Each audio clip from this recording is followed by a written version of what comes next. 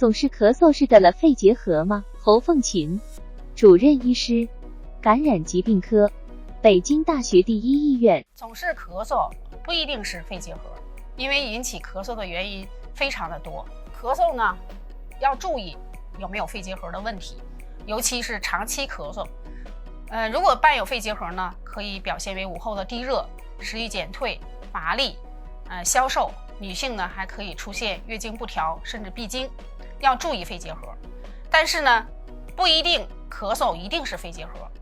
其他的原因引起肺结核的，比如支原体感染引起的支气管炎、气管炎或者肺炎。支原体本身被控制住之后，病人发烧可以体温恢复到正常，但是有些病人咳嗽可以持续3周到4周，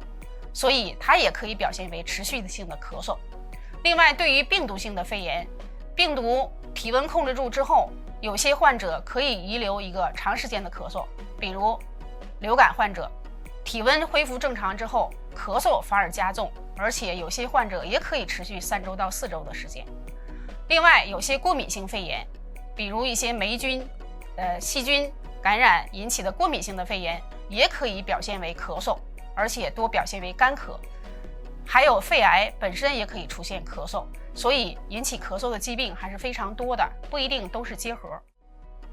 专家提示，引起咳嗽的原因非常多，有可能但不一定是得了肺结核。肺结核比较典型的症状还包括午后低热、食欲减退、乏力、消瘦，女性还会出现月经不调，甚至闭经等。